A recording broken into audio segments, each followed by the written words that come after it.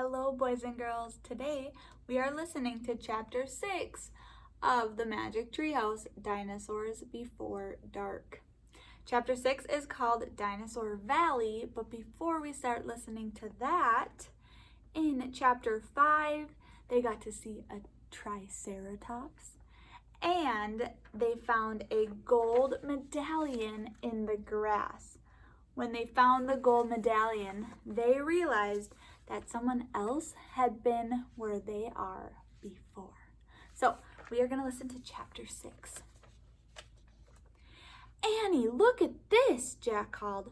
Look what I found. Annie had gone up to the hilltop.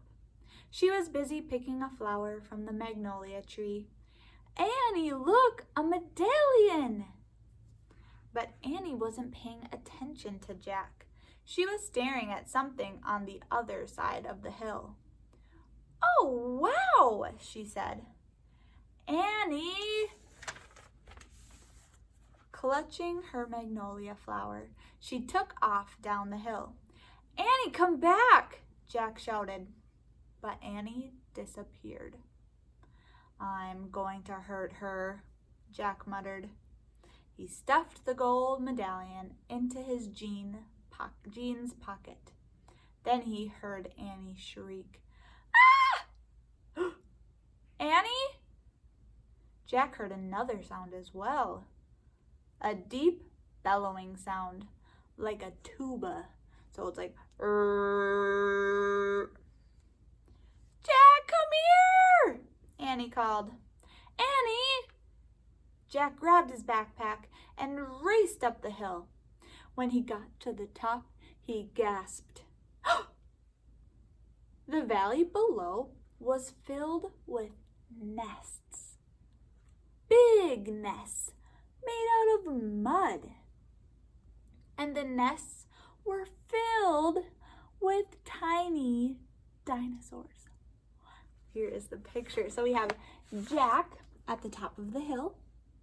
And then at the bottom, look at those nests and look at the cute baby dinosaurs.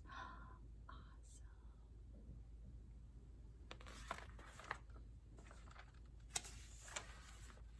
Annie was crouching next to one of the nests, and standing over her was a gigantic duck-billed, so his bill looks like a duck's, duck-billed dinosaur. Don't panic, don't move, said Jack. He stepped slowly down the hill toward Annie. The huge dinosaur was towering above Annie.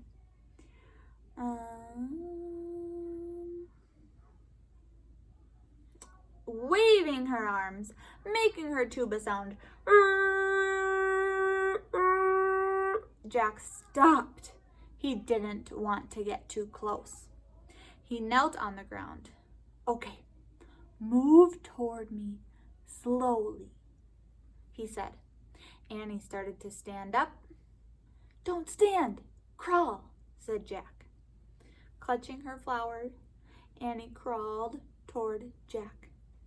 The duck-billed dinosaur followed her, still bellowing. Annie froze. Keep going, Jack said softly. Annie started crawling again. Jack inched further down the hill until he was just arm's distance from Annie. He reached out and grabbed her hand, and he pulled Annie towards him. Stay down, he said. He crouched next to her. Bow your head. Pretend to chew. Chew? Yes, I read it's what you do if a mean dog comes at you. She's no dog, said Annie. Just chew, said Jack.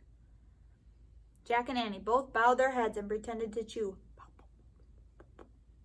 Soon the dinosaur grew quiet. Jack raised his head. I don't think she's mad anymore, he said. Thanks for saving me, Jack, said Annie. You have to use your brain, said Jack. You can't just go running to a nest of babies. There's always a mother nearby. Annie stood up. Annie, too late. Annie held out her magnolia flower to the dinosaur. "I'm sorry I made you worry about your babies," she said. The dinosaur moved closer to Annie. She grabbed the flower from her.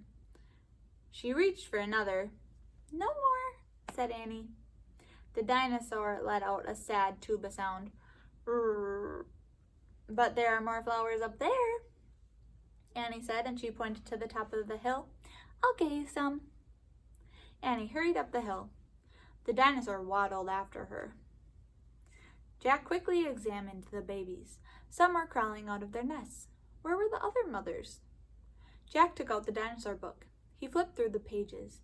He found a picture of some duck-billed dinosaurs. He read the caption.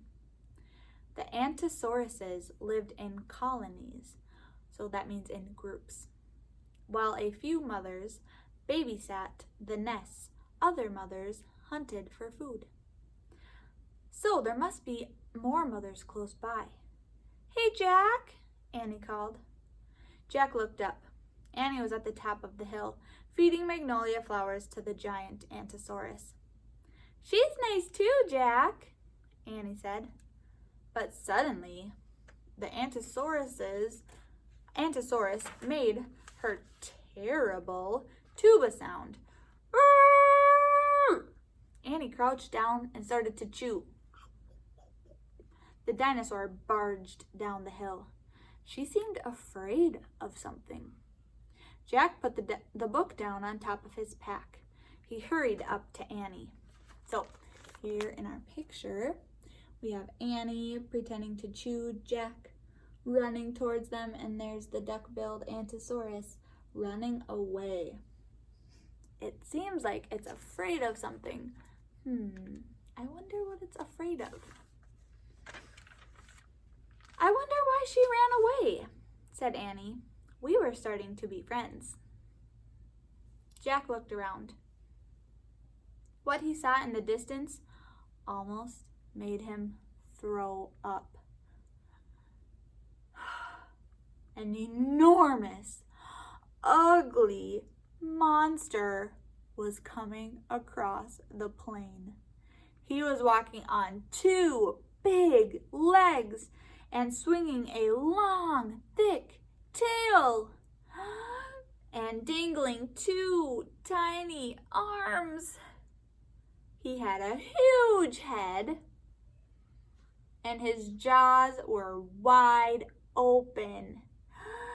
Even from far away, Jack could see his long teeth gleaming. "Tyrannosaurus Rex," whispered Jack. Oh my goodness, and that is where our chapter ends for today.